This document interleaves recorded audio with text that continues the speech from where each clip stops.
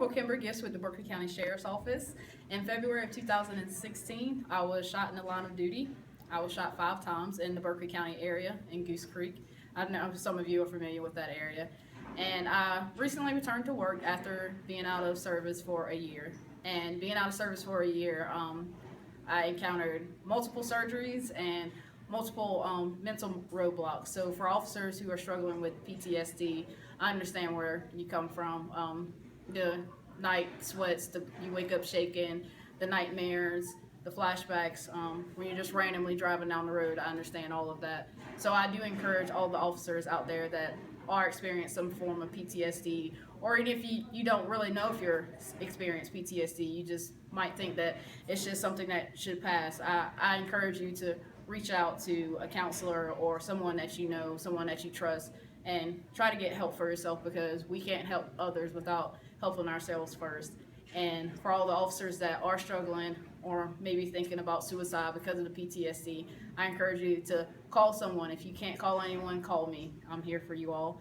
And for the families that are always worried about us law enforcement officers, just know that we are safe, and that if God forbid something does happen to us, especially me, that we passed on doing the job that we love. So Kimber, can you tell me, I just heard that you are the youngest of 3 girls. Yes. Right? Wow, Yes, so what got you into law enforcement? When I was around like 12 or 13, we used to watch Cops and America's Most Wanted when I was growing up, and I always loved the adventurous side of it. I always loved being outside. I always loved running, jumping. I was always athletic growing up. And just a simple fact of seeing officers going out to actually help people is what kind of got me started into the law enforcement aspect. Yeah, I wanted to go out here and find drugs, and that's something that I'm very passionate about. But at the same time, I understand that some of the people that we do catch with drugs are victims because they're addicted to a habit that someone is poisoning them with.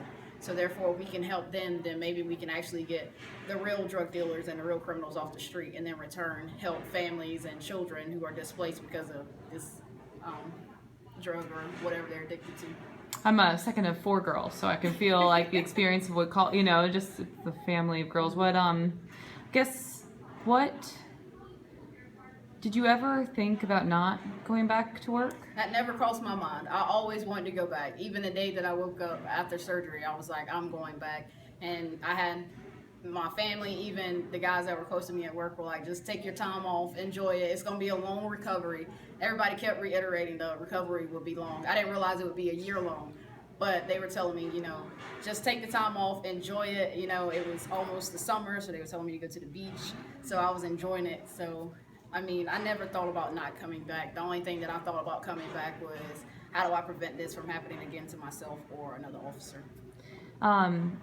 You had some pretty sweet words today for all the cadets. So we were speaking there were high schoolers who are interested in law enforcement. Yes. You had some really powerful words for women in there. What do you want to say about that?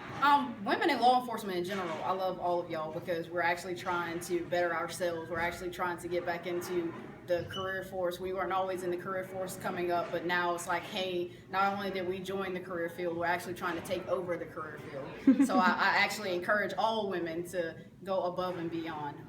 If you see your male counterpart, it's not a competition, but at the same time it is, but if you see your male counterpart doing 10 times better than you, do 20.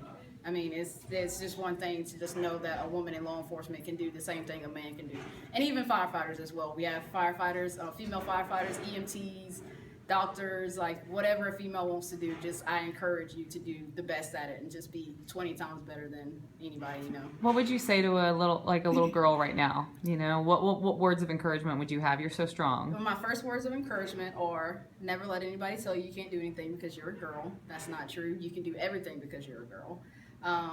Get your education first. I have a bachelor's degree and I'm working on a master's degree. So continue with your training and your education. And while you're growing up, get out and know people. These law enforcement academies that they have, this is a great way to get your foot into law enforcement. I unfortunately had no clue that stuff like this existed when I was growing up, so I didn't actually know a lot of officers until after I got out of college. But now, with my tragedy and other tragedies, I've been able to network with other officers, and then we're actually getting together to reach out to other students and children around the country. And to me, it's an amazing thing. I just tell little girls, if you see an officer and you want to be an officer, grab one and get in the car with her. See what it's like. Ride with the female and see what it's like for a shift.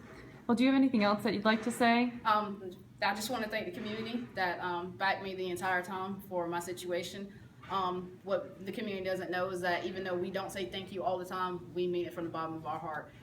Just to see one person smile at me throughout the entire day of dealing with 20 people that hate me, that one smile does a lot. So I greatly appreciate it, and I know other law enforcement officers do as well. Thank you so much. Yeah.